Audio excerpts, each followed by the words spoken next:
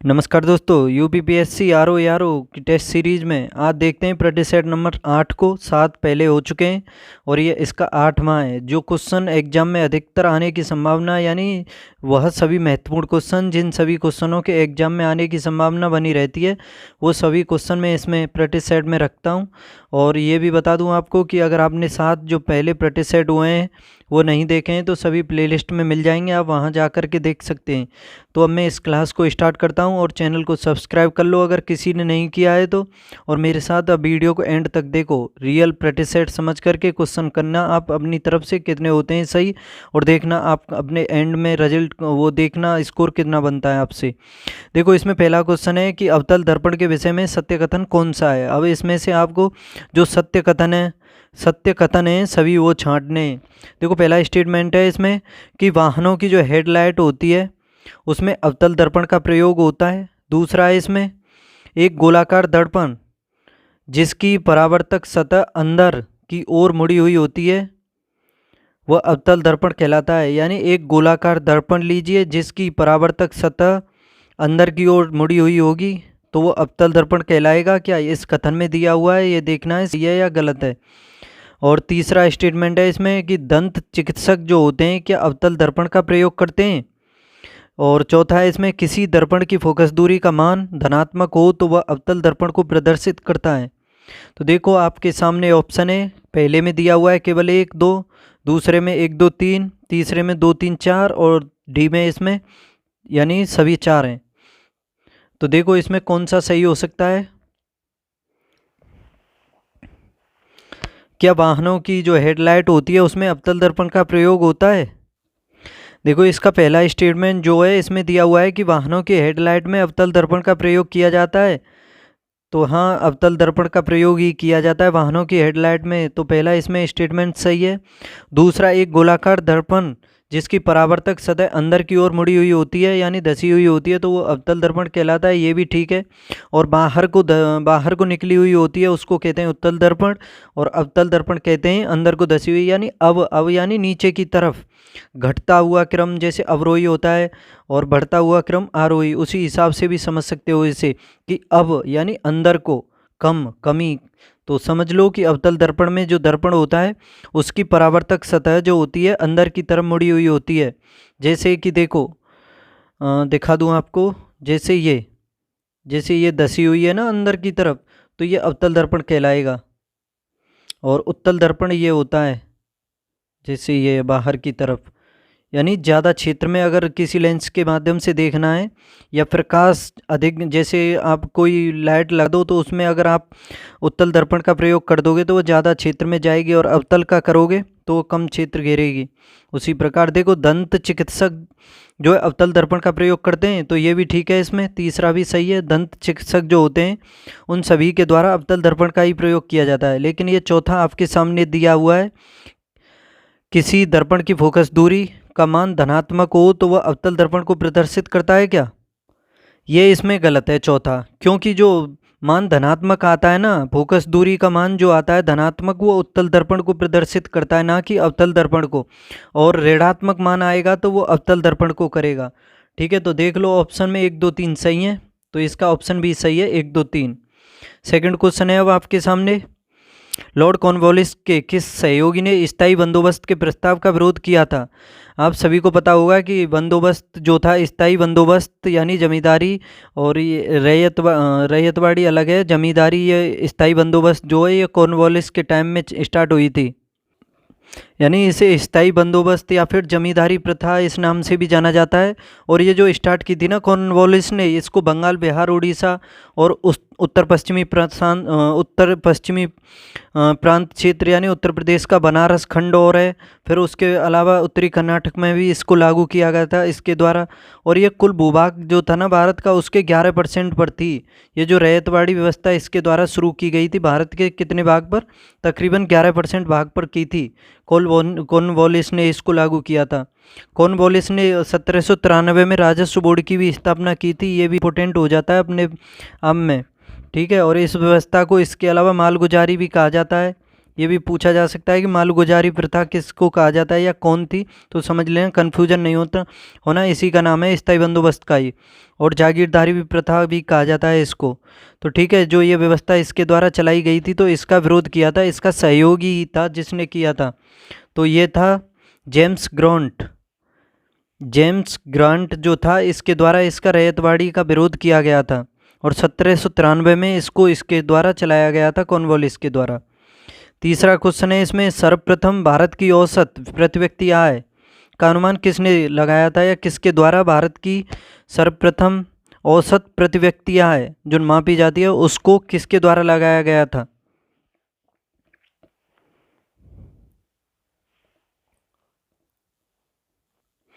तो याद रखना, इसका सही जवाब हो जाएगा ऑप्शन ए, दादा भाई नौरोजी के द्वारा।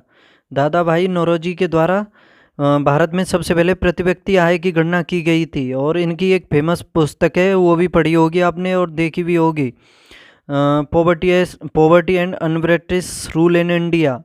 और इसके अलावा इन्होंने एक और काम किया था, जो भारत से धन निकासी का जो सिद्धांत दिया गया था इन्हीं के द्वारा दिया गया था। यानी इन्होंने कहा था जी कि जो धन भारत से निकल कर के ब्रिटेन में जाता है वो जाता तो है, लेकिन वो वापस आता है तो ऋण बन करके आता है। यानी जाता धन के रूप में है, लेकिन वो वापस जो आता है वो कर्ज के रूप में आता है। भारतीयों का धन ही जाता है इंग्लैंड में और फिर वो वापस आएगा तो कर्ज बन करके आएगा। और इसका इन्होंने उल्लेख किया था, एक पुस्तक यानी एक पत्रिका थी, नामक उसका नाम था ऐसा ही, द इंग्लिश डेब्ट टू इंडिया। याद रखना, इन्होंने जो एक पत्र लिखा था या जो पत्रिका थी इनके द्वारा, द इंग्लिश डेब्ट टू इंडिया, उसमें इसका प्रकाशन किया था धन निकासी के सिद्धांत का। आगे देखो, क्वेश्चन नंबर 4 है, भारत में शिक्षा के विकास हेतु कलकत्ता में एशियाटिक सोसाइटी ऑफ बंगाल की स्थापना किसने की थी? इतना ही याद रख लो कि एशियाटिक सोसाइटी ऑफ बंगाल की स्थापना कलकत्ता में किसने की थी? एशियाटिक सोसाइटी ऑफ बंगाल की स्थापना तो ये की गई थी विलियम जोन्स के द्वारा। किसके द्वारा? इंपॉर्टेंट क्वेश्चन है ये। एशियाटिक सोसाइटी ऑफ बंगाल की स्थापना विलियम जोन्स के द्वारा की गई थी। 1784 में की गई थी ये। कब? 1784 में। ये भी पूछा जा सकता है कि एशियाटिक सोसाइटी की स्थापना कब की गई थी, तो याद रखना 1784 में विलियम जोन्स के द्वारा की गई थी। और इसी संस्था से एक विद्वान और जुड़े हुए थे जिनका नाम था चार्ल्स विल्किंस। क्या नाम था? विल्किंस था उनका, चार्ल्स विल्किंस। ये भी फेमस हैं अपने आप में। और जो हमारी भागवत गीता है ना, उसका अंग्रेजी में अनुवाद इन्हीं के द्वारा किया गया था, चार्ल्स विल्किंस के द्वारा। चार्ल्स विल्किंस के द्वारा भगवत गीता का अंग्रेजी में अनुवाद इन्हीं को श्रेय दिया जाता है। भगवत गीता का अंग्रेजी में अनुवाद का विल्किंस का, चार्ल्स विल्किंस को।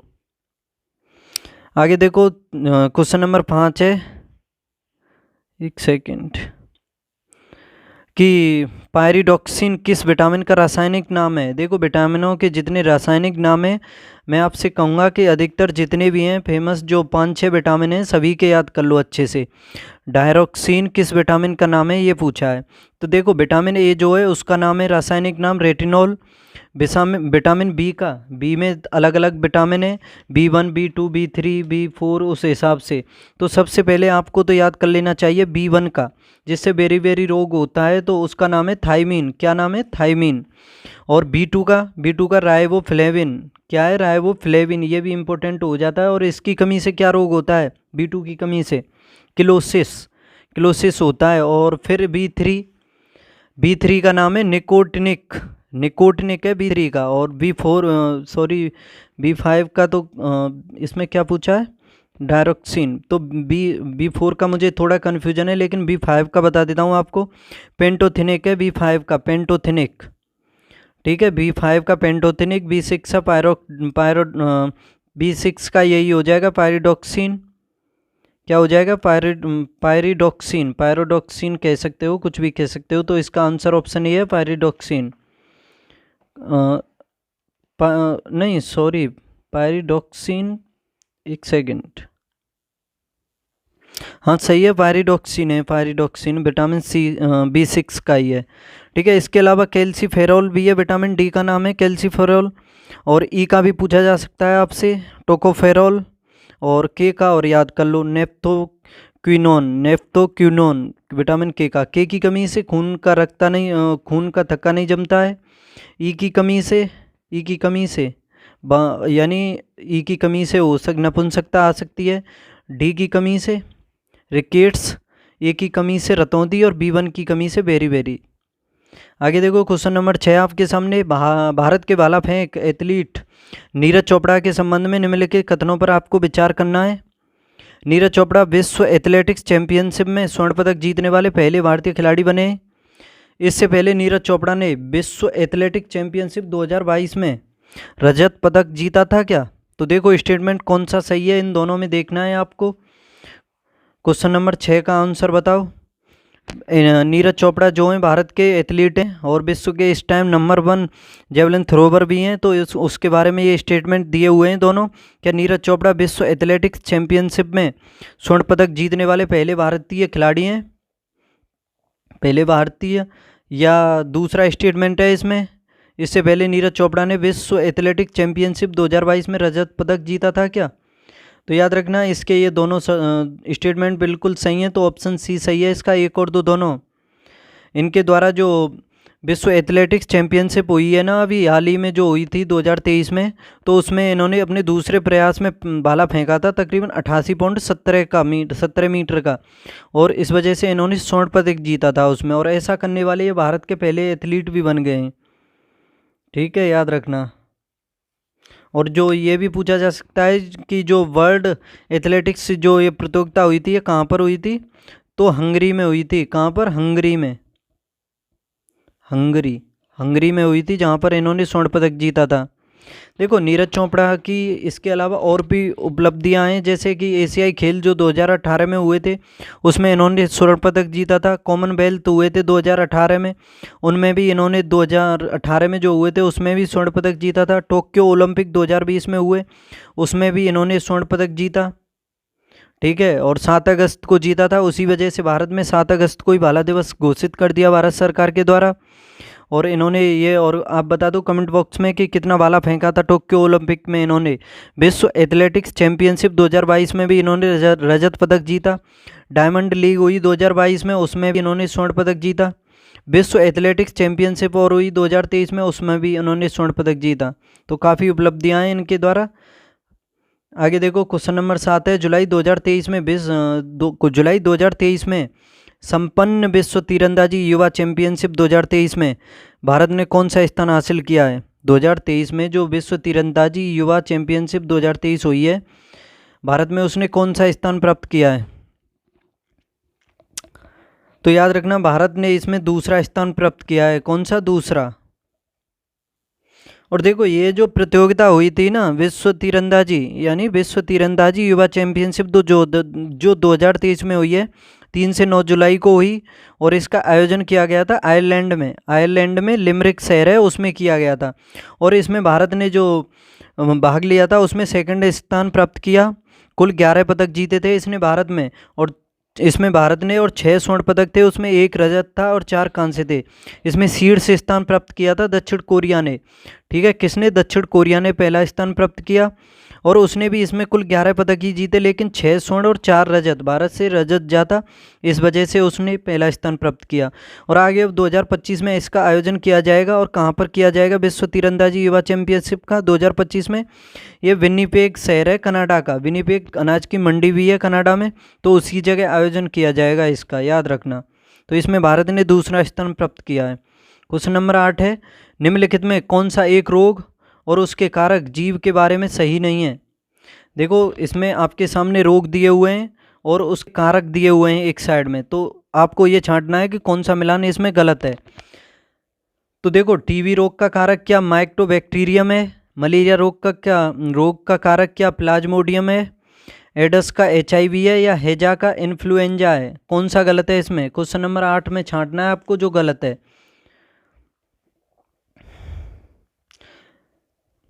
बताओ कौन सा है इसमें? तो देखो आपके सामने है टीबी जो होता है, टीबी किसकी वजह से होता है? टीबी के बारे में बता दूं। टीबी जो होता है माइकोबैक्टीरियम जीवाणु की वजह से होता है जो टीबी होता है। ठीक है, ये बिल्कुल ठीक है इसमें। और मलेरिया जो होता है प्लाज्मोडियम प्रोटोजोआ से होता है, यानी किससे? प्रोटोजोआ से होता है ये। जो ये मलेरिया होता है HIV से एडस होता है। एडस जो होता है HIV वायरस से होता है, याद रखना ये वायरस है HIV। और लेकिन ये हैजा जो है, हैजा रोग जो होता है बैक्टीरिया के कारण होता है, ना कि इन्फ्लुएंजा। यानी हैजा रोग विब्रियो कोलेरा नामक एक भी बैक्टीरिया होता है, विब्रियो कोलेरा, उसकी वजह से होता है ये हैजा। ठीक है, तो इस वजह से इसका ऑप्शन डी गलत है, यही आंसर है इसका, और गलत ही पूछा है इसमें। अब देखो क्वेश्चन नंबर 9 है, निम्नलिखित में किस प्रक्रिया में अत्यधिक ऊर्जा मुक्त होती है? यानी 4 ऑप्शन दिए हुए हैं, इसमें से कौन सी प्रक्रिया ऐसी है जिसमें अत्यधिक यानी चारों से अधिक ऊर्जा उत्पन्न होती है? Transpiration, aerobic aspiration, anaerobic respiration या फर्मेंटेशन। तो चारों में से छांटना है आपको कि किस प्रक्रिया में अत्यधिक ऊर्जा मुक्त होती है। तो इसका सही जवाब है ऑप्शन बी, एरोबिक रेस्पिरेशन जो प्रक्रिया है उसमें सर्वाधिक ऊर्जा मुक्त होती है। एरोबिक रेस्पिरेशन प्रक्रिया में सर्वाधिक ऊर्जा मुक्त होती है, और ये एक जैव रासायनिक प्रक्रिया है जिसमें ऊर्जा व CO2 मुक्त होती है। क्या होती है? ऊर्जा के साथ साथ इसमें CO2 भी मुक्त होती है। ठीक है, तो इसका सही जवाब है ऑप्शन बी। अब देखो क्वेश्चन नंबर 10 है, एक महिला की ओर इशारा करते हुए रमन ने कहा कि उसके इकलौते भाई का पुत्र मेरी पत्नी का भाई है। उस महिला का रमन से क्या संबंध है? देखो रीजनिंग का क्वेश्चन है, बनाने की कोशिश करो। ठीक है, एक साइड में एक महिला की ओर इशारा करते हुए रमन ने कहा, देखो ये रमन हो गया, ये महिला हो गई। ठीक है, इस महिला की ओर इशारा करते हुए रमन ने कहा कि उसके इकलौते भाई का पुत्र, यानी इसका भाई हो गया, एक ब्रदर हो गया, इकलौते भाई का पुत्र यहाँ हो गया, चलो सन, मेरी पत्नी का भाई है, मेरी पत्नी, चलो ये पत्नी भी हो गई, इसकी वाइफ का भाई है। ठीक है, उस महिला का रमन से संबंध पूछा है इसमें। तो देखो इसमें 10 का ऑप्शन एक सही है बिल्कुल, पत्नी के पिता की बहन। क्या है? पत्नी के पिता की बहन। देखो और समझाता हूँ अच्छे से कि देखो ये रमन है, रमन की वाइफ है ये, ठीक है, और वाइफ का भाई इसका साला लगा, और साले का पिता इसका ससुर लगा। ठीक है, तो इसमें क्या दिया हुआ है? पत्नी का पिता ये हो गया, और इसकी बहन है ये, तो पत्नी का पिता बी हो गया। ठीक है, और बी की बहन एम, तो इस वजह से पत्नी के पिता की बहन है। ठीक है, ऑप्शन ए सही है इसका बिल्कुल। अब देखो ए का अर्थ आपके सामने ये अलग अलग अर्थ दिए हुए हैं, ए का अर्थ प्लस, बी का अर्थ माइनस, सी का अर्थ गुणा, डी का अर्थ भाग, तो उसी प्रकार से इसमें रखना है। देखो 24, सबसे पहले लिखो आप 24। ठीक है, डी का अर्थ क्या है? डी का अर्थ है भाग, तो डी के बटे में 8 लिख दो। फिर देखो ए का अर्थ क्या है? ए का अर्थ है प्लस, प्लस लगा दो और 12 लिख दो। ठीक है, फिर सी का अर्थ और देख लो, इसमें सी का अर्थ क्या है? गुणा, गुणा लिख दो, और फिर आगे 4 लिख दो। और बी का अर्थ क्या है? बी का अर्थ है इसमें माइनस, माइनस लगा दो और 6 कर दो, और कर दो इसे 8 × 24, 3 बार कट गया ये।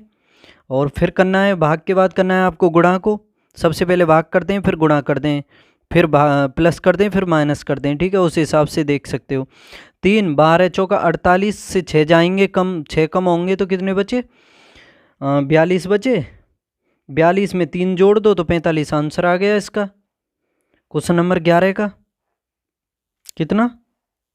45, तो यही जवाब है इसका, ऑप्शन ए। आगे देखो, अब इसमें आपको त्रिभुज छांटने, ये आकृति दी हुई है आपके सामने, तो इसमें त्रिभुज छांट लो। तो बताओ इसमें इस आकृति में कितने त्रिभुज हैं, ये पूछा है इसमें। देखो इसको आप काउंट करके भी निकाल सकते हो, और एक फॉर्मूला भी है उससे भी निकाल सकते हो। चलो पहले इसमें काउंट करके देखते हैं कि देखो 1 2 3 4 5 6 7 8 9, और एक ये 10, और एक ये बड़ा वाला 11, और एक ये 12 और एक ये 13। इस तरह से देखा जाए तो इसमें कंप्लीट 13 त्रिभुज हैं। ठीक है, इसका फॉर्मूला भी देखो कि जैसे देखो एक सेकंड, एक त्रिभुज, दो त्रिभुज और तीन त्रिभुज, ये लगातार तीन त्रिभुज दिए हुए हैं। तो उसी प्रकार से इसका फॉर्मूला 2n² - 5 करके देखो। ठीक है, तो कितना हो जाएगा? 2 × 3 का वर्ग हो जाएगा 9 - 5। 9 दूनी 18 हो गया, 18 से 5 कम करोगे तो 13। ठीक है, तो इसमें 13 त्रिभुज हैं। इसका ऑप्शन देख लो, ऑप्शन डी है इसका सही जवाब। देखो एंजियोस्पर्म के प्रजनन अंग कहाँ स्थित होते हैं? एंजियोस्पर्म के प्रजनन अंग जो होते हैं वो कहाँ पर स्थित होते हैं, ये पूछा है। फूल में होते हैं, पत्ती में, जड़ में या तने में? क्वेश्चन नंबर 13 का आंसर बताओ।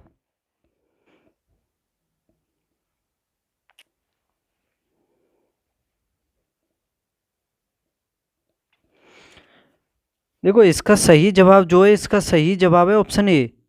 ऑप्शन ए में यानी फूलों में एंजियोस्पर्म के प्रजनन अंग जो यानी एंजियोस्पर्म के जो प्रजनन अंग होते हैं वो फूलों में स्थित होते हैं। और इस तरह के अंतर यानी इसके अंतर्गत पता है आपको उन पौधों को सम्मिलित किया जाता है जिसमें बीज सदैव फल या फूल के अंदर होते हैं। यानी इसमें जो बीज होते हैं ना इस तरह के पौधों में, वो या तो फल या फूल के अंदर होते हैं। उसी तरह के पौधों को इसमें सम्मिलित किया जाता है। यानी एंजियोस्पर्म यानी आवृत्ति बीजियों यानी एंजियोस्पर्म के जो प्रजनन अंग होते हैं वो फूलों में स्थित होते हैं। कहाँ पर? फूलों में। आगे देखो, प्रोटीन संश्लेषण के लिए पौधों के लिए आवश्यक तत्व है। प्रोटीन संश्लेषण के लिए पौधों के लिए आवश्यक तत्व कौन सा है, इसमें वो छांटना है आपको। ऑक्सीजन, कार्बन डाइऑक्साइड, हाइड्रोजन या नाइट्रोजन? प्रोटीन संश्लेषण के लिए पौधों के लिए आवश्यक तत्व, देखो इम्पोर्टेंट क्वेश्चन है ये। प्रोटीन संश्लेषण के लिए पौधों के लिए जो आवश्यक तत्व होते हैं उसके बारे में पूछा है। और आपको पता होगा कि जो पौधों के लिए मुख्य आवश्यक पोषक तत्व हैं उसमें नाइट्रोजन, फास्फोरस और पोटास को गिना जाता है। नाइट्रोजन, फास्फोरस और पोटास को। और गौण तत्व भी होते हैं। ठीक है, गौण पोषक तत्व जो होते हैं उसमें कैल्शियम, मैग्नीशियम और गंधक को गिना जाता है। ठीक है, कैल्शियम, मैग्नीशियम और गंधक को।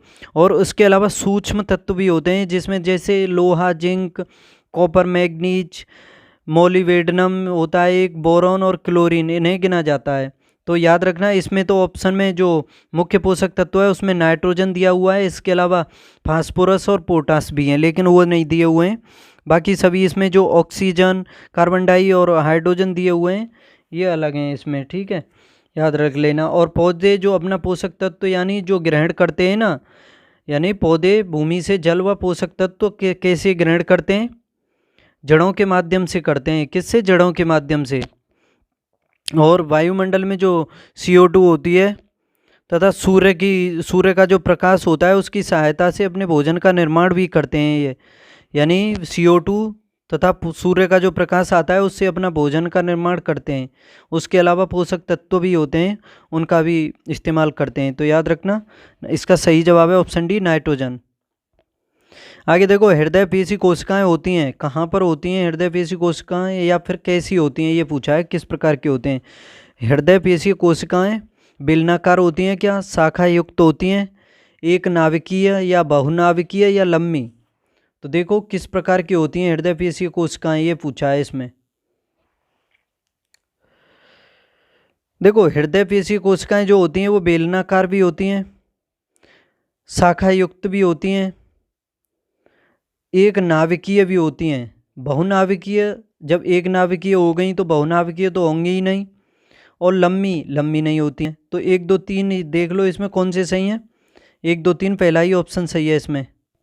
देखो आपको बता दूं कि हृदय जो पेशी कोशिकाएं जो होती हैं ये कशेरुकी प्राणियों जो होते हैं ना जिनके अंदर यानी रीढ़ की हड्डी पाई जाती है तो उनके हृदय में पाई जाती हैं। किसमें? रीढ़ की हड्डी में।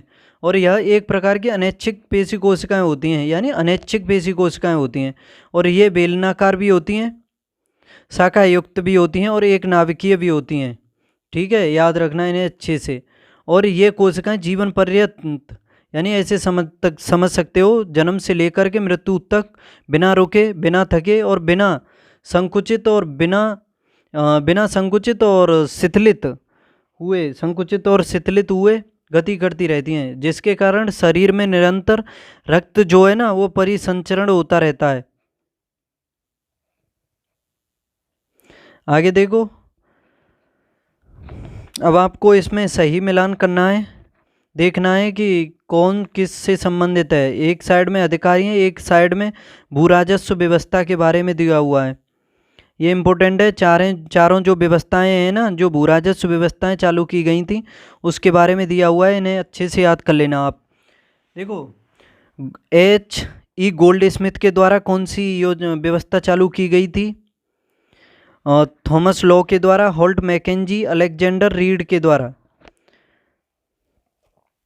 देखो, रैयतवाड़ी स्थायी बंदोबस्त के बारे में आपने कॉर्नवालिस को तो पढ़ा अच्छे से, लेकिन इसके अलावा और भी है इसमें, तो उसे भी पढ़ लो। थॉमस लो स्थायी बंदोबस्त से संबंधित है, स्थायी बंदोबस्त थॉमस लो, तो बी का हो जाएगा 1। और H.E. गोल्ड स्मिथ किससे संबंधित है? तो ये बॉम्बे योजना से संबंधित है। किससे? बॉम्बे योजना से, जो 1944 में आई थी, उससे संबंधित है। ए का हो जाएगा 3। और होल्ट मैकेंजी, ये महलवाड़ी से संबंधित है। देखो, मैकेंजी में पहला वर्ड है इसमें म, और महलवाड़ी में भी पहला है म, तो इस वजह से सिंपल है याद करना। ठीक है, होल्ट मैकेंजी किससे संबंधित है? महलवाड़ी से। सी का हो जाएगा 4। और अलेक्जेंडर रीड, ये रैयतवाड़ी से संबंधित हैं। किससे? रैयतवाड़ी से। तो 3 1 4, सॉरी, पहले का हो गया 3, दूसरे का हो गया 1। 3 1 4 2, 3 1 4 2 देख लो ऑप्शन कौन सा है। 3 1 4 2, तो ऑप्शन इसका सी सही है बिल्कुल। अब देखो क्वेश्चन नंबर 17, अंग्रेजी सरकार द्वारा पारित किस अधिनियम को गुलामी का नया चार्टर कहा गया था? गुलामी का चार्टर किस अधिनियम को कहा गया? भारत सरकार अधिनियम, भारत शासन अधिनियम 1935, भारत शासन अधिनियम 1919 या 1909, या भारत परिषद अधिनियम 1861 को गुलामी का चार्टर किसको कहा गया? तो याद रखना, गुलामी का जो चार्टर कहा गया था वो भारत शासन अधिनियम 1935 को कहा गया था। किसको? 1935 को। और अंग्रेज सरकार के द्वारा यह भेजा गया सबसे बड़ा दस्तावेज था। क्या था? सबसे बड़ा।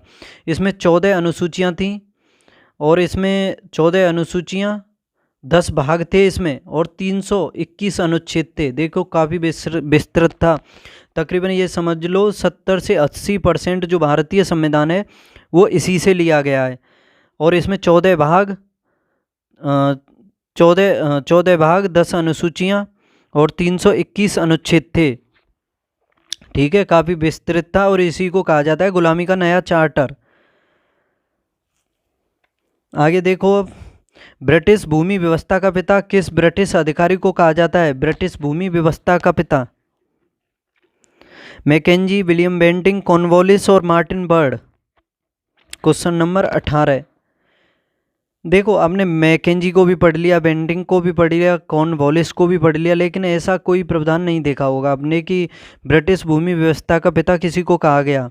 तो इसका बचा option D, Martin bird. Martin bird को कहा जाता है भारतीय, यानी ब्रिटिश भूमि व्यवस्था का पिता, मार्टिन बर्ड को।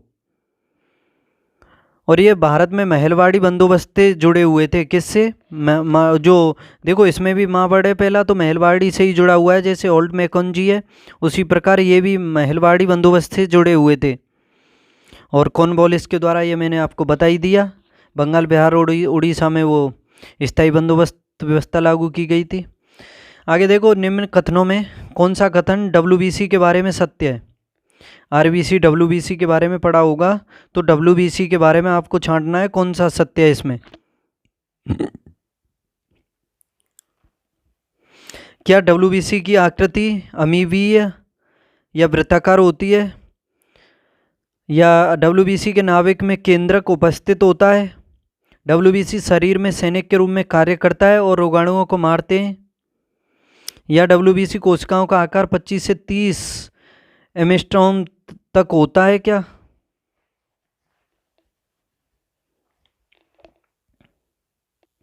सॉरी, इस क्वेश्चन में क्या पूछा है? जो गलत नहीं, सत्य नहीं है वो पूछा है। मैंने ना नहीं का ध्यान नहीं दिया था, तो इसमें जो सत्य नहीं है वो छांटना है आपको। 3 सही हैं इसमें। तो देखो ये जो ऑप्शन डी है, इस वजह से याद आया मुझे क्वेश्चन की अच्छे से कि बाकी बाकी तो इसमें सही है, ऑप्शन डी ही गलत है। तो WBC कोशिकाओं का आकार 25 से 30 एमस्ट्रॉन्ग नहीं होता है। इसका आकार जो होता है 12 से 15 होता है। ठीक है, 12 से 15 होता है, एमस्ट्रॉम व्यास के रूप में होता है इसका, और इसीलिए ये ऑप्शन डी गलत है। इसके अलावा WBC शरीर में सैनिक के रूप में कार्य करता है और रोगाणुओं को मारता है। ठीक है, और WBC के नाभिक में केंद्रक उपस्थित होता है। और WBC की आकृति जो होती है अमीबीय और वृत्ताकार की होती है। अमीबीय और वृत्ताकार के रूप में होती है इसकी।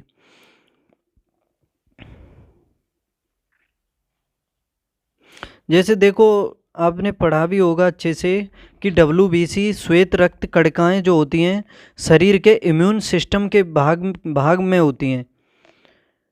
ठीक है, कहाँ होती हैं? यानी ऐसे समझ लो कि इम्यून सिस्टम का भाग होती हैं। जब हम बीमार होते हैं तो हमारा शरीर अधिक मात्रा में WBC का निर्माण करता है।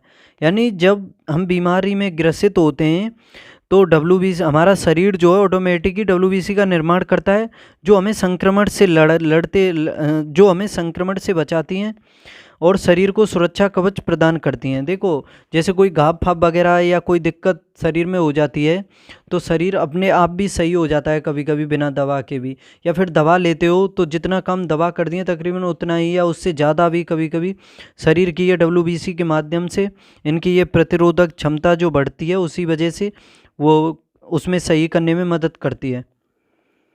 ठीक है, तो ऑप्शन डी गलत है इसका। निम्नलिखित में कौन सा नीलगिरी जैवमंडल आरक्षित क्षेत्र में शामिल नहीं है? नीलगिरी जैवमंडल आरक्षित क्षेत्र में कौन सा शामिल नहीं है? ऊपरी नीलगिरी पठार, साइलेंट वैली, सिद्धवानी पहाड़ियाँ। नीलगिरी में कौन सा शामिल नहीं है ये पूछा है इसमें। और देखो, नीलगिरी के बारे में बता दूं कि 1986 में स्थापित किया गया था और भारत का पहला जैवमंडल आरक्षित क्षेत्र भी था। कौन सा? नीलगिरी जो है दक्षिण भारत में, भारत का 1986 में स्थापित किया गया पहला जैवमंडल आरक्षित क्षेत्र था या अभी भी है, ये समझ लो। उस टाइम में सबसे पहला स्थापित किया गया था। और इसी के अंतर्गत वायनाड वन्यजीव सुरक्षित क्षेत्र, नागरहोल, बांदीपुर, मधुमलाई और निलंबूर भी है। निलंबूर का कुछ भाग है इसमें। सिद्धवानी पहाड़ियाँ, साइलेंट वैली व ऊपरी नीलगिरी पठार, ये सभी इसी के अंतर्गत यानी इसी में शामिल हैं। तो इसमें अब देखो यही पूछा है इसमें, तो इसमें कौन सा सही है आप देख लो अब। तो याद रखना इसके ये ऊपरी नीलगिरी पठार, साइलेंट वैली, सिद्धवानी पहाड़ियाँ, तो ये सभी शामिल हैं इसमें। तो ऑप्शन डी हो जाएगा इसका सही जवाब। क्वेश्चन नंबर 21 है आपके सामने। निम्नलिखित में से कौन सा नेशनल पार्क पूर्णतया शीतोष्ण अल्पाइन कटबंध में स्थित है? शीतोष्ण अल्पाइन कटबंध में स्थित है। मानस नेशनल पार्क, फूलों की घाटी, नामदफा, नेओरा घाटी नेशनल पार्क।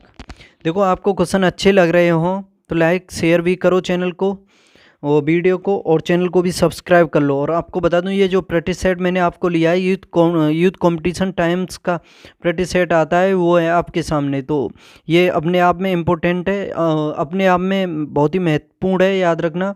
तो इसे आप मेरे साथ अच्छे से करो, ठीक है, हल्के में मत लेना इसको। अच्छे अच्छे क्वेश्चन है, मैंने सभी रखे हैं इसमें। ठीक है, कौन सा नेशनल पार्क है जो पूर्णतया शीतोष्ण अल्पाइन कटबंध में स्थित है? Question number 21। तो याद रखना इसका सही जवाब जो है फूलों की घाटी, ऑप्शन बी। कौन सा? फूलों की घाटी जो है नेशनल पार्क, ये उत्तराखंड के गढ़वाल क्षेत्र के अंतर्गत आता है। कहाँ पर? उत्तराखंड में पड़ता है ये फूलों की घाटी नेशनल पार्क, और उत्तराखंड में वहाँ पर भी गढ़वाल क्षेत्र में आता है। और उसके देखा जाए तो कौन सा जिला है? चमोली जिले में पड़ता है, चमोली में। ठीक है, गढ़वाल क्षेत्र के चमोली जिले में पड़ता है। और यह नेशनल पार्क जो है पूर्णतः शीतोष्ण अल्पाइन कटबंध में आता है, पूर्णतः आता है यानी पूरे रूप से। और यह नेशनल पार्क जो है यूनेस्को की विश्व विरासत श्रेणी में भी शामिल है। ठीक है, फूलों की घाटी को विश्व विरासत सूची में भी स्थान प्राप्त है, याद रखना। अब देखो क्वेश्चन नंबर 22 है। देखो आपको पहले तो ये युग्म दिए हुए हैं, इस पर विचार करना है और फिर ये बताना है कि सही सुमेलित कौन सा है। क्या दम्फा टाइगर रिजर्व मिजोरम में है? दूसरा है इसमें गुमटी वन्यजीव अभ्यारण्य सिक्किम में है। तीसरा है इसमें सारामती शिखर, ये नागालैंड में है। तो आपको बताना है कि इसमें सही कौन सा है, केवल 1, 2 और 3, 1 और 3 या 1, 2, 3। Question number 21। देखो दम्फा टाइगर रिजर्व जो है ये मिजोरम में स्थित है, ठीक है। दम्फा टाइगर रिजर्व कहाँ पर है? मिजोरम में।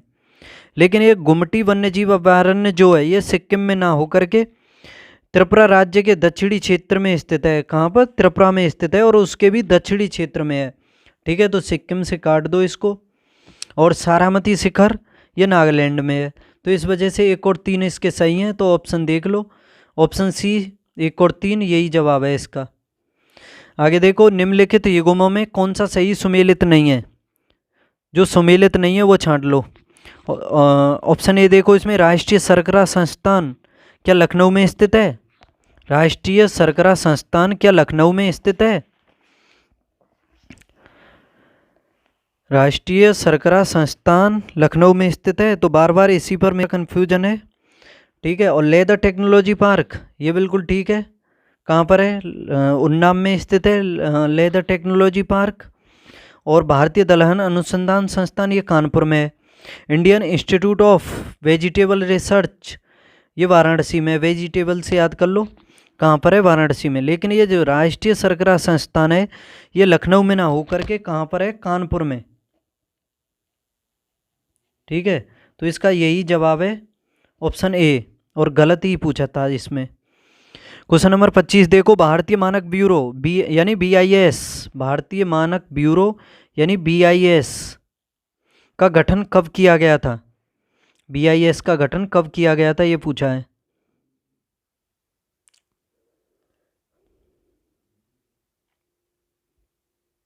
ठीक है, तो इसका गठन किया गया था 1986 में। ऑप्शन सी है इसका सही जवाब। और आगे चल करके फिर इसमें संशोधन हुआ 2017 में, ठीक है, जो उपभोक्ता खाद्य और सार्वजनिक वितरण मंत्रालय के अधीन कार्य करता है अब, ठीक है। 2017 में इसमें संशोधन भी हुआ और भारतीय मानक ब्यूरो का गठन किया गया 1986 में। 25 नंबर क्वेश्चन है, अब भारत में निम्नलिखित में से किसके अंतर्गत पंचायती राज प्रणाली की व्यवस्था की गई है? पंचायती राज प्रणाली की व्यवस्था क्या मौलिक अधिकार में, राज्य के नीति निर्देशक तत्व में, मौलिक कर्तव्य में या चुनाव आयोग अधिनियम में? तो याद रखना पंचायती राज से संबंधित है आर्टिकल 40। कौन सा? 40 आपने पढ़ा होगा, ठीक है। तो मौलिक अधिकार कहाँ से कहाँ तक हैं? आर्टिकल 12 से लेकर के 35 तक हैं। तो इसमें तो होगा नहीं। नीति निर्देशक तत्व ये सही जवाब है, क्योंकि ये 36 से लेकर के 51 तक हैं। कहाँ से? 36 से लेकर के 51 तक, तो 40 इसी के अंतर्गत आएगा।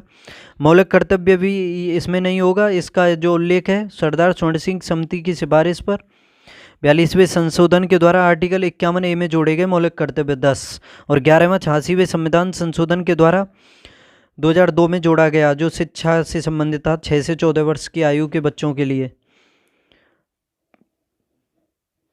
ठीक है, नहीं 6 वर्ष तक के बच्चों के लिए। अब देखो ऑप्शन डी है इसमें चुनाव आयोग। चुनाव आयोग जो है ये भी नहीं है इससे संबंधित। चुनाव आयोग का उल्लेख है आर्टिकल 324 में। तो इसका सही जवाब हो जाएगा ऑप्शन बी। इसमें पंचायती राज से संबंधित प्रावधान है आर्टिकल 40 में।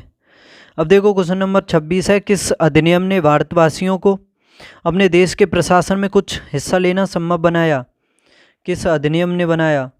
Indian council act 1861, charter act 1853, charter act 1833 या गवर्नमेंट ऑफ इंडिया एक्ट 1858 ने? क्वेश्चन नंबर 26, तो इसका सही जवाब है ऑप्शन सी, चार्टर एक्ट 1833 ने भारतवासियों को अपने देश के प्रशासन में कुछ हिस्सा लेना संभव यानी कुछ हिस्सा लेने के लिए अधिकार दे दिए थे। तो इसका सही जवाब है चार्टर एक्ट 1833। आगे देखो 27 नंबर क्वेश्चन है, ब्रिटिश संसद के किस अधिनियम ने भारत में व्यापार पर ईस्ट इंडिया कंपनी के एकाधिकार को समाप्त कर दिया था? कौन सा अधिनियम है जिसने व्यापार पर ईस्ट इंडिया कंपनी के एकाधिकार को समाप्त किया था? क्वेश्चन नंबर 27 रेगुलेटिंग एक्ट ने, या 1833 के चार्टर अधिनियम ने, 1873 के चार्टर अधिनियम ने, या 1813 के चार्टर एक्ट ने? किसने व्यापार पर ईस्ट इंडिया कंपनी के एकाधिकार को समाप्त किया था? तो इसका सही जवाब है 1813।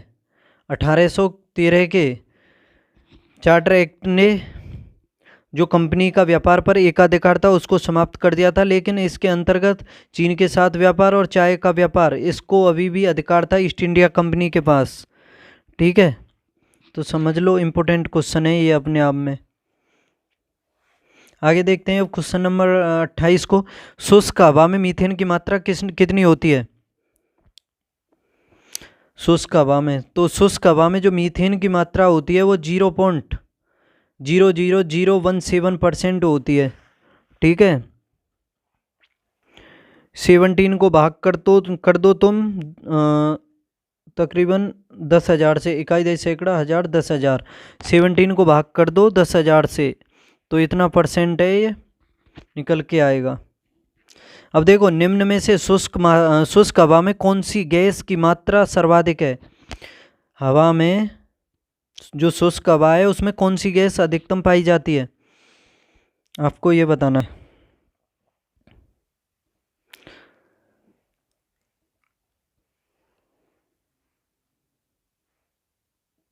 देखो, शुष्क हवा में वैसे तो सबसे अधिक पाई जाती है नाइट्रोजन गैस। कौन सी नाइट्रोजन गैस? उसके बाद पाई जाती है ऑक्सीजन, सबसे अधिक नाइट्रोजन, सबसे अधिक, उसके बाद फिर ऑक्सीजन, उसके बाद आर्गन। ऑक्सीजन और नाइट्रोजन ऑप्शन में है नहीं, तीसरे पर आर्गन है, तो इसमें ऑप्शन के अकॉर्डिंग हो जाएगा आर्गन सही जवाब। फिर पाई जाती है कार्बन डाइऑक्साइड, यानी सब पहले नंबर पर नाइट्रोजन पाई जाती है शुष्क हवा में, दूसरे पर ऑक्सीजन, तीसरे पर आर्गन, चौथे पर कार्बन डाइऑक्साइड और छठवें पर नियोन पाई जाती है, नियोन गैस भी है। और चौथे पर हो गई 5 या जो कुछ भी समझ लो, फिर हीलियम वगैरह, मीथेन वगैरह, ये सब पाई जाती हैं। अब देखो, ये सूची को सुमेलित करना, सुमेलन दिया हुआ है, उसमें से आपको छांटना है कि असत्य सुमेलन कौन सा है इसमें। क्या नागरहोल राष्ट्रीय पार्क कर्नाटक में स्थित है? बेतला राष्ट्रीय पार्क क्या झारखंड में है? इंद्रावती राष्ट्रीय उद्यान क्या छत्तीसगढ़ में है? दांडेली अभ्यारण्य क्या उत्तराखंड में है? तो आपको इसमें से जो असत्य है वो छांटना है। क्वेश्चन नंबर 30, तो इसके बारे में बताऊं, पहले से देखो कि नागरहोल जो राष्ट्रीय उद्यान है ये कर्नाटक में है। नागरहोल, बन्नेरघट्टा, ये सभी उसी में कर्नाटक में पड़ते हैं। ठीक है, और ये बेतला राष्ट्रीय उद्यान ये भी झारखंड में स्थित है। इंद्रावती राष्ट्रीय उद्यान ये छत्तीसगढ़ में है, लेकिन ये जो दांडेली है ना, दांडेली अभ्यारण्य, ये उत्तराखंड में स्थित नहीं है। ये कहाँ पर स्थित है? फिर कर्नाटक में स्थित है। ठीक है, और ये वन्यजीव अभ्यारण्य है कर्नाटक में। दांडेली अभ्यारण्य जो है कर्नाटक में स्थित है, ना कि उत्तराखंड में। और काली नदी के किनारे स्थित है। काली नदी के, देखो, एक काली नदी उत्तर भारत में भी प्रवाहित होती है, जो भारत और नेपाल की सीमा बनाती है, और विवादास्पद नदी भी है वो। ठीक है, और एक दक्षिण भारत में है, जो दक्षिण भारत में पड़ती है कर्नाटक में, उसी के किनारे है ये दांडेली अभ्यारण्य जो कर्नाटक में पड़ता है। अब देखो, सरिस्का एवं रणथंभौर किन किन जानवरों के लिए संरक्षित हैं? देखो, ये सरिस्का और रणथंभौर जो हैं वैसे तो ये राजस्थान में है दोनों। ठीक है, लेकिन ये राष्ट्रीय उद्यान भी हैं, ये भी इम्पोर्टेंट है, याद रखना। और ये बाघ के बारे में बता दूं, ये बाघ को संरक्षण प्रदान करते हैं। ठीक है, किसको? बाघ को। तो ऑप्शन बी इसका सही जवाब हो जाएगा। किस दस्तावेज को भारतीय शिक्षा का मैग्ना कार्टा कहा जाता है? 1882 के हंटर आयोग को, 1854 के वुड डिस्पैच को, या शिक्षा सैंडलर आयोग को, या वर्धा रिपोर्ट को? इम्पोर्टेंट क्वेश्चन है ये अपने आप में, अच्छा है, अच्छे से रट लो इसे। तो याद रखना, ये जो दस्तावेज है ना आपके सामने, 1854 का जो वुड डिस्पैच है, 1854 का जो वुड डिस्पैच है, इसी को कहा जाता है भारतीय शिक्षा का मैग्ना कार्टा। क्या? भारतीय शिक्षा का मैग्ना कार्टा कहा जाता है। और इस योजना में ही पहली बार महिलाओं के लिए शिक्षा को प्रोत्साहित करने की बात कही गई थी, इसी के अंतर्गत कही गई थी, यानी महिलाओं को प्रोत्साहित करने के लिए शिक्षा की बात। और इसे लंदन, इसी में इसी के अंतर्गत यानी 1854 का जो बोर्ड डिस्पैच आया था, इसी के अंतर्गत लंदन में जो विश्वविद्यालय है ना, उसी की तर्ज पर कलकत्ता, मुंबई और मद्रास में विश्वविद्यालय स्थापित करने का प्रावधान भी किया गया था इसमें। ठीक है, कल उसमें लंदन में जो विश्वविद्यालय हैं उसी की तर्ज पर कलकत्ता, मुंबई और मद्रास में विश्वविद्यालय स्थापित करने का प्रावधान भी किया गया था इसमें। और इसी वजह से इसको भारतीय शिक्षा का मैग्ना कार्टा कहा जाता है, 1854 के वुड डिस्पैच को। देखो, थियोसॉफिकल सोसाइटी का मुख्यालय भारत के किस शहर में स्थापित किया गया था? थियोसॉफिकल सोसाइटी का, ये भी पूछा जाता है, इंपॉर्टेंट है कि ये थियोसॉफिकल सोसाइटी की स्थापना किसने की थी। इसका मुख्यालय तो बताऊंगा ही, लेकिन ये भी जान लो कि इसकी स्थापना किसने की थी। इसकी स्थापना की गई थी 1875 में। कब? 1875 में की गई थी, और अमेरिका के न्यूयॉर्क में की गई थी। कहाँ पर? अमेरिका का जो सबसे बड़ा शहर है ना, न्यूयॉर्क, उसमें की गई थी। मेडल ब्लाडिवोस्टकी, ऐसा ही नाम है उनका, याद कर लेना। ब्लावत्स्की है, मैडम ब्लावत्स्की और कर्नल अल्काट, मैडम ब्लावत्स्की और कर्नल अल्काट के द्वारा की गई थी इसकी स्थापना। ठीक है, कब? 1875 में। और 1882 में इसका मुख्यालय, 1875 में तो इसकी स्थापना की गई, और इसका जो 1882 में इसका मुख्यालय बनाया गया था ना, लखनऊ के मद्रास शहर के पास अडयार में स्थापित किया गया था। उस लखनऊ नहीं, सॉरी, तमिलनाडु के मद्रास शहर के पास, कहाँ पर? अडयार में। ऑप्शन सी सही है, तो फिर इसका सही जवाब अडयार में स्थापित किया गया था। और एनी बेसेंट जो थी ना, कांग्रेस की जो सबसे पहली महिला अध्यक्ष भी बनी थी, वो इसी से जुड़ी हुई थी, थियोसॉफिकल सोसाइटी थे। ठीक है, इसकी स्थापना की गई थी मैडम ब्लावत्स्की और कर्नल अल्काट के द्वारा 1875 में। अब आगे देखो, आगे क्वेश्चन है, भारत छोड़ो आंदोलन के समय निम्नलिखित स्थानों में किस स्थान पर समानांतर सरकार का गठन नहीं हुआ था? भारत छोड़ो आंदोलन के समय कौन सा स्थान है जिसमें, किस स्थान पर समानांतर सरकार का गठन नहीं हुआ था? Question number 34। तो इसका सही जवाब है लुधियाना, लुधियाना में गठन नहीं हुआ था। आगे देखो, महान हिमालय या आंतरिक हिमालय के संदर्भ में नीचे दिए गए कथन है आपके सामने, और इसके बारे में फिर आपको बताना है कि कौन से सही हैं इसमें। जो हिमालय पर्वत है श्रृंखलाओं में, यानी हिमालय पर्वत श्रृंखलाओं में यह सबसे अधिक सतत श्रृंखला है। जो ग्रेट हिमालय यानी महान हिमालय है, वो हिमालय पर्वत श्रृंखलाओं में सबसे अधिक सतत श्रृंखला है क्या? जैसे ग्रेट हिमालय, लघु हिमालय, शिवालेख, ठीक है, ट्रांस हिमालय, उन सभी में पूछा है इसमें आपको। दूसरा स्टेटमेंट है, हिमालय के इस भाग की क्रोड ग्रेनाइट से बनी है क्या?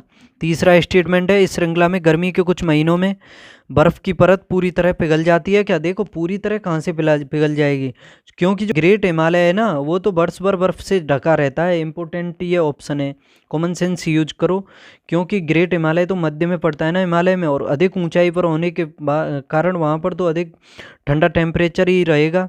ठीक है, तो उस पर बर्फ़ पिघलेगी, मानता हूँ मैं पिघलती है, लेकिन संपूर्ण कैसे पिघल जाएगी? तभी तो ये नदियाँ आती हैं हिमालय से पिघल करके बर्फ़ पानी के रूप में आकर के। ठीक है, लेकिन वो संपूर्ण नहीं पिघल सकती, वो तो वर्ष भर पूरे 12 महीने बर्फ़ जमी रहती है। तो तीसरा तो ये बिल्कुल गलत हो जाएगा इसमें। हिमालय के इस भाग की क्रोड जो है ग्रेनाइट से बनी है क्या? ये आप देखो, आप दिमाग लगाओ। Question number 35। इसका ये भी ऑप्शन बी, स्टेटमेंट बी बिल्कुल सही है। जो हिमालय के जो ग्रेट हिमालय है ना, इसके भाग की जो क्रोड है वो ग्रेनाइट से बनी है। पहला है इसमें स्टेटमेंट के हिमालय पर्वत श्रृंखला में ये सबसे अधिक सतत यानी श्रृंखला है सबसे बड़े अधिक क्षेत्र में, तो ये भी ठीक है, ऊंचाई पर भी स्थित है। तो 1 और 2 सही है इसमें, ऑप्शन देख लो, ये सही है इसका, 1 और 2 दोनों। अब देखो, ये कथन दिए हुए हैं आपके सामने, और यही छांटना है इसमें कि सत्य कथन कौन सा है इसमें। गंगा के मैदान का विस्तार घग्गर तथा तीस्ता नदी के बीच है क्या? गंगा नदी का जो मैदान है उसका विस्तार घग्गर तथा तीस्ता के मध्य है क्या? देखो, सिंधु नदी का मैदान गंगा का मैदान और ब्रह्मपुत्र का मैदान, इसके बारे में अच्छे से समझ लो, इससे संबंधित क्वेश्चन की संभावना ही बनी रहती है। दूसरा स्टेटमेंट है गंगा के मैदानी भाग। गंगा के मैदान उत्तरी भारत के राज्यों हरियाणा, दिल्ली, उत्तर प्रदेश, बिहार, झारखंड के कुछ भाग तथा पश्चिम बंगाल में फैला है क्या? और शायद देखो, और तीसरा स्टेटमेंट भी है इसमें, ब्रह्मपुत्र का मैदान विशेषकर असम में स्थित है। तो देखना है आपको कौन सा सही है इसमें, क्वेश्चन नंबर 36 में। तो ये तो देखो तीनों ही सही हैं बिल्कुल, कि गंगा के मैदान का जो विस्तार है घग्गर तथा तीस्ता नदी के मध्य में स्थित है, और ये हरियाणा, दिल्ली, उत्तर प्रदेश, बिहार, झारखंड तथा पश्चिम बंगाल में फैला हुआ है। और ब्रह्मपुत्र का मैदान जो विशेषकर फैला हुआ है वो असम से होकर के ब्रह्मपुत्र आती है, तो उसी में फैला हुआ है। ठीक है, तो तीनों सही हैं इसके, ऑप्शन डी बिल्कुल सही है इसका, उपर्युक्त सभी।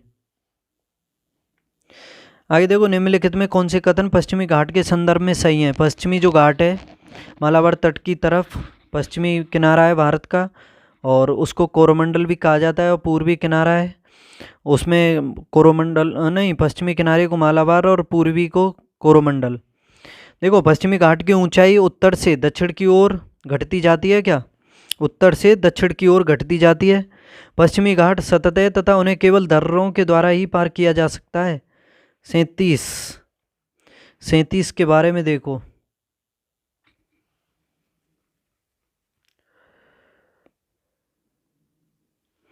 देखो इसमें जो पहला स्टेटमेंट दिया हुआ है ना, ये उल्टा दिया हुआ है, क्योंकि पश्चिमी घाट की जो ऊंचाई है उत्तर से दक्षिण की ओर बढ़ती नहीं जाती है, वो घटती नहीं जाती है, जबकि बढ़ती जाती है। यानी अब अगर आप पश्चिमी घाट पर आप अगर उत्तर से दक्षिण की ओर जाओगे, तो उसकी ऊंचाई आपको बढ़ती हुई प्रतीत होती चलेगी। ठीक है, और दूसरा स्टेटमेंट है इसमें, पश्चिमी घाट सतत है तथा उन्हें केवल दर्रों के द्वारा ही पार किया जा सकता है, ये बिल्कुल ठीक है इसका। तो स्टेटमेंट 2 सही है, ऑप्शन देख लो 2 कौन से में है, तो ऑप्शन भी केवल 2 यही सही है। 38 क्वेश्चन है, प्रवाल के संबंध में निम्नलिखित कथनों पर विचार करना है। प्रवाल पॉलिप्स कम समय तक जीवित रहने वाले सूक्ष्म प्राणी हैं जो कि समूह में रहते हैं। दूसरा, इनका विकास छिछले तथा गर्म जल में होता है। इनमें कैल्शियम कार्बोनेट का स्राव होता है। तीसरा है, इसमें ऑस्ट्रेलिया का ग्रेट बैरियर रीफ प्रवाल रोधिका का अच्छा उदाहरण है। तो क्वेश्चन नंबर 38 में आपको छांटना है कि कौन सा कथन सत्य है। और इसमें अभी चौथा स्टेटमेंट और है कि प्रवाल वलय द्वीप गोलाकार या हारसू आकार वाले रोधिका होते हैं। तो देखो, इसमें ये सभी आपके सामने देख लो अच्छे से, ये सभी सही हैं प्रवाल के बारे में। ठीक है, तो इसका सही जवाब हो जाएगा ऑप्शन डी, उपयुक्त सभी। थोड़ा तेज देखते हैं, अब 10-12 क्वेश्चन हो रहे हैं इसमें, कि प्राकृतिक गैस को पर्यावरण अनुकूल माना जाता है। इसमें कार्बन डाइऑक्साइड, देखो इसमें कथन है आपके सामने कि प्राकृतिक गैस को पर्यावरण अनुकूल माना जाता है क्या, और कारण है इसमें कार्बन डाइऑक्साइड का उत्सर्जन कम होता है। तो देखो कौन सा सही है इसमें, 1 सही है, 8 सही है, दोनों सही हैं। कथन भी सही है क्या, कथन सही नहीं है, या कोई भी सही नहीं है।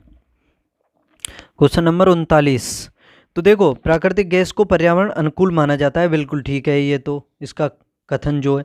कारण में देखो, इसमें कार्बन डाइऑक्साइड का उत्सर्जन कम होता है, ये भी ठीक है। कार्बन डाइऑक्साइड का जो उत्सर्जन है, कार्बन डाइऑक्साइड का उत्सर्जन प्राकृतिक गैसों में कम तो होगा ही, क्योंकि प्राकृतिक जो वातावरण होता है वो तो मनुष्य के लिए काफ़ी अनुकूल यानी स्वास्थ्यवर्धक होता है। ठीक है, तो ये बिल्कुल ठीक हैं सभी दोनों। तो ए और आर दोनों सत्य हैं, और आर ए की सही व्याख्या भी करता है, तो ऑप्शन ए इसका सही जवाब है। आगे देखो, निम्न में से भारत का अक्षांशीय विस्तार बताना है कितना है। अक्षांशीय विस्तार, देशांतरीय विस्तार भी है और अक्षांशीय विस्तार भी है, आपको ये बताना है इसमें अक्षांशीय विस्तार।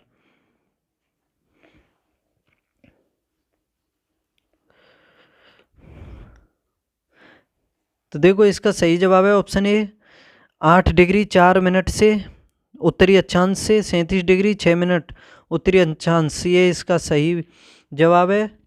भारत का अक्षांशीय विस्तार ऑप्शन ए में सही है। शिवालिक पर्वत श्रृंखला के संदर्भ में नीचे दिए गए कथनों पर विचार करना है। हिमालय की सबसे बाहरी पर्वत श्रृंखला को शिवालिक कहा जाता है। ये पर्वत श्रृंखलाएं असंपीड़ित अवसादों से बनी हैं। ये देखना है आपको कौन सा सही है इसमें। तो देखो हिमालय का जो सबसे बाहरी पर्वत श्रृंखला है उसको शिवालिक कहा जाता है, ये ठीक है इसका। और सबसे ऊपरी जो है ट्रांस हिमालय, मध्य हिमालय यानी ग्रेट हिमालय, उसके बाद लघु हिमालय, उसके बाद है फिर शिवालिक, तो ये सबसे बाहरी है। फिर ये सेकंड स्टेटमेंट, ये पर्वत श्रृंखलाएं असंपीड़ित अवसादों से बनी हैं, तो ये भी ठीक है क्योंकि ये तो जो ग्रेट हिमालय या लघु हिमालय है उसमें अपरदन यानी जो नदियों के द्वारा, जो मुख्य हिमालय की श्रृंखलाओं से नदियों द्वारा जो असंपीड़ित अवसादों से अवसाद लाए जाते हैं उनसे बनी है ये शिवालिक जो श्रृंखला है। तो याद रखना उसी से निर्माण हुआ है आगे चल कर के फिर गंगा यमुना के मैदान का। ठीक है, तो याद रखना इसका ये दोनों सही जवाब हो जाएंगे। और इसमें मुख्यतः बजरी, जलोढ़ ये जो हैं यही पाई जाती हैं अधिकतर। ठीक है, तो ए और बी दोनों सही हैं, ऑप्शन सी। अब देखो इसमें क्वेश्चन नंबर 42 है, स्लैश और बर्न खेती भारत के किस क्षेत्र में प्रचलित है। स्लैश और बर्न खेती जो प्रकार की खेती है, स्लैश और बर्न प्रकार की खेती जो है किस क्षेत्र में प्रचलित है, कहाँ पर की जाती है। और मध्य व उत्तरी भारत में, मध्य व पूर्वी भारत में, मध्य व पश्चिमी भारत में, या मध्य व पश्चिमी भारत दक्षिणी भारत में। स्लैश व बर्न खेती जो है भारत के मध्य व पूर्वी भाग में की जाती है। कहाँ पर, मध्य व पूर्वी भारत में की जाती है। ठीक है, तो इसका सही जवाब है ऑप्शन बी। निम्नलिखित में किसका सुमेलन सही नहीं है, ये छांटना है। ब्राजील धारा क्या अटलांटिक दक्षिणी अटलांटिक महासागर में प्रवाहित होती है। हम्बोल्ट धारा क्या उत्तरी प्रशांत महासागर में चलती है। गल्फ स्ट्रीम उत्तरी अटलांटिक से संबंधित है, या अगलोहास धारा हिंद महासागर में। तो कौन सा सुमेलित नहीं है इसमें 43 का। तो बता दूं इसका सही जवाब है हम्बोल्ट धारा जो है उत्तरी प्रशांत महासागर में ना होकर के कहाँ पर स्थित है, दक्षिणी अमेरिका के पश्चिमी तट के सहारे दक्षिण से उत्तर दिशा में प्रवाहित होने वाली ठंडी धारा को पेरू धारा या हम्बोल्ट धारा कहते हैं। तो ये कहाँ पर है, यह है प्रशांत महासागर में, और प्रशांत महासागर में भी पूर्वी प्रशांत महासागर में। और ये ठंडी धारा है, याद रखना कैसी है, ठंडी। गल्फ स्ट्रीम कैसी है, गर्म धारा है गल्फ स्ट्रीम। और कहाँ प्रवाहित होती है, उत्तरी अटलांटिक में। अगलोहास धारा कहाँ प्रवाहित होती है, तो ये हिंद महासागर में होती है, अफ्रीका के दक्षिणी तट की तरफ। ब्राजील धारा दक्षिणी अटलांटिक महासागर में। क्वेश्चन नंबर 44 देखो। अब इसमें आपको मिलान करना है। माउंट ब्लैक जो पर्वत है कहाँ पर है, एकाकागुआ, मैकिनले और एलब्रुच। माउंट ब्लैक ये आल्प्स पर्वतमाला में स्थित है। कहाँ पर, आल्प्स में, तो ए का एक हो जाएगा। एकाकागुआ कहाँ पर है, तो एंडीज पर्वतमाला में है एकाकागुआ। कहाँ पर, एंडीज में। मैकिनले रॉकीज में है, अमेरिका में। और ये एलब्रुच ये काकेसस। ये लगातार है 1 2 3 4 देख लो, तो ऑप्शन यही सही है इसका। तो और दोबारा देख लो कि माउंट ब्लैक आल्प्स पर्वत, एकाकागुआ एंडीज पर्वत, और मैकिनले रॉकीज, एलब्रुस कॉकेसस। तारे का रंग सूचक है सूर्य से दूरी का, उसकी ज्योति का, उसकी पृथ्वी से दूरी का, या उसके ताप का। जो तारे का कलर होता है ना, उस तारे का जो कलर होता है तारे के ताप का सूचक होता है। किसका, तारे के ताप का। उसी से अनुमान लगाया जा सकता है कि तारे में कितना ताप है। और देखो सूर्य भी एक तारा है, वैसे तो देखा जाए तो सूर्य भी एक तारा है। और सूर्य के जो तापमान है ना, सूर्य की सतह का जो तापमान है तकरीबन 5500 डिग्री सेल्सियस से लेकर के 6000 डिग्री सेल्सियस के आसपास माना जाता है। ठीक है, और इसका रंग जो होता है सूर्य का रंग वो पीला है अधिकतर। और तारों में नाभिकीय संलयन की क्रिया होती है। जैसे देखो परमाणु बम में होती है नाभिकीय विखंडन, हाइड्रोजन बम में होती है नाभिकीय संलयन, उसी प्रकार तारों में भी नाभिकीय संलयन की प्रक्रिया होती है और नाभिकीय विखंडन से कई गुना अधिक ऊष्मा उत्पन्न करती है नाभिकीय संलयन की प्रक्रिया। ठीक है, तो याद रखना तारे के तापमान का सूचक होता है तारे का रंग। टोडा जनजाति मुख्यतः कहाँ निवास करती है? टोडा जनजाति इंपोर्टेंट क्वेश्चन है, क्वेश्चन नंबर 46। तो याद रखना टोडा जनजाति जो है तमिलनाडु में निवास करती है। कहाँ पर? तमिलनाडु में निवास करती है। और नीलगिरी की पहाड़ियाँ जो है ना उस क्षेत्र में अधिक ये निवास करती है और ये एक पशुचारक जनजाति भी कही जाती है। और इसका संबंध कहाँ से देखा जाता है? भूमध्य सागरीय प्रजाति से। कहाँ से? भूमध्य सागरीय प्रजाति से देखा जाता है इसका टोडा जनजाति का। ठीक है, याद रखना। और इसमें एक इम्पोर्टेंट फैक्ट और याद कर लो कि टोडा जनजाति जो है ना इसमें बहुपति विवाह का बहुपति प्रथा जो है ना बहुपति विवाह जो प्रथा है इसमें इसी में टोडा जनजाति में प्रचलित है। भारतमाला परियोजना निम्न में से किससे संबंधित है? भारतमाला परियोजना देखो ऑप्शन है आपके सामने, तो बता दो भारतमाला जो परियोजना है। तो याद रखना भारत की माला से संबंधित, तो ये क्या होगी फिर? National highway authority of India से संबंधित है भारतमाला परियोजना। भारतमाला परियोजना जो है national highway authority of India से संबंधित है। और भारतमाला परियोजना में कुल 26,000 किलोमीटर लंबे आर्थिक गलियारों के विकास की परिकल्पना की गई है। कितने? 26,000 किलोमीटर लंबे आर्थिक गलियारों की, जिसमें स्वर्णिम चतुर्भुज और उत्तर दक्षिण और पूर्व पश्चिम गलियारों के साथ साथ अधिकांश माल ढुलाई की भी उम्मीद है। निम्नलिखित में कौन सा सही सुमेलित नहीं है? अब देखो जो सुमेलित नहीं है वो खदान है एक साइड में और एक राज्य है। वेलाडीला की खान कहाँ पर स्थित है? तो क्या मध्य प्रदेश में है? तो इसका तो सही जवाब यही मिल गया। वेलाडीला की खान जो है मध्य प्रदेश में ना होकर के छत्तीसगढ़ में स्थित है। कहाँ? छत्तीसगढ़। और चिकमगलूर की ये कर्नाटक में है, बिल्कुल सही है। मयूरभंज ये उड़ीसा में इम्पोर्टेंट है। सिंहभूमि झारखंड में, सिंहभूमि झारखंड, मयूरभंज उड़ीसा, चिकमगलूर कर्नाटक और बेलाडीला की खान छत्तीसगढ़ में। भारत के निम्न राज्यों में से किस में सागौन का वन पाया जाता है? सागौन का बताना है आपको कि सागौन का वन कहाँ पर पाया जाता है। 49 का आंसर बताना है। तो सागौन का वन जो है मध्य प्रदेश में पाया जाता है इन चारों में से। ठीक है, कहाँ पर? सागौन का वन भारत में मध्य प्रदेश में पाया जाता है। और भारत में उष्णकटिबंधीय पतझड़ वाले वन बहुतायत में पाए जाते हैं। और ये वन जो है उन भागों में पाए जाते हैं जहाँ जो वर्षा होती है ना 70 सेंटीमीटर से लेकर के 200 सेंटीमीटर वार्षिक वर्षा होती है, उसी क्षेत्र में पाए जाते हैं उष्णकटिबंधीय पतझड़ वन। और ये गर्मी के प्रारंभ में ही अपने पत्तियां गिरा देते हैं, गर्मी के प्रारंभ में, इसीलिए इन्हें पतझड़ वन भी कहा जाता है या फिर इन्हें मानसूनी वन भी कहते हैं। और ये वन जो होते हैं अधिक लंबे एवं सघन नहीं होते हैं। वैसे तो सदाबहार वन होते हैं अधिक लंबे और सघन, लेकिन इन वनों में देखा जाए तो साल, सागवान, शीशम, चंदन, आम, साखू, हरड़ इस प्रकार के वृक्ष पाए जाते हैं इन वनों में, उष्णकटिबंधीय पतझड़ वनों में। ठीक है, याद रखना। और सागौन जो है ये इसका जो लगभग 50% हिस्सा है ये संपूर्ण यानी सागौन वनों का तकरीबन 50% हिस्सा जो देखा जाए मध्य प्रदेश में पाया जाता है। ठीक है, कहाँ पर? मध्य प्रदेश में। भारतीय राष्ट्रीय कांग्रेस की प्रथम महिला अध्यक्ष कौन थी? तो भारतीय राष्ट्रीय कांग्रेस की प्रथम महिला अध्यक्ष थी एनी बेसेंट। अगर भारतीयों में देखा जाए तो भारतीय महिला कौन थी? वो थी सरोजिनी नायडू।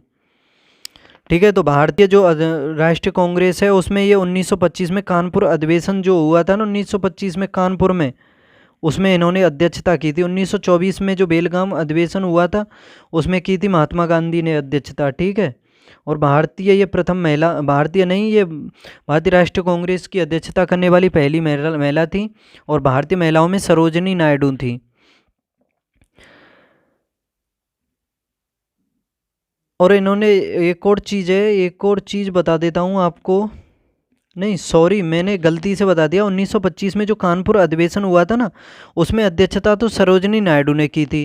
और जो 1917 में हुआ था उसमें अध्यक्षता की गई थी। 1917 में कलकत्ता में अधिवेशन हुआ था एनी बेसेंट के द्वारा, और होम रूल लीग की भी स्थापना इनके द्वारा 1916 में की गई थी, ये भी इम्पोर्टेंट हो जाता है। जैसे पहले होम रूल लीग की स्थापना की थी उन्होंने की थी, क्या बोलते हैं,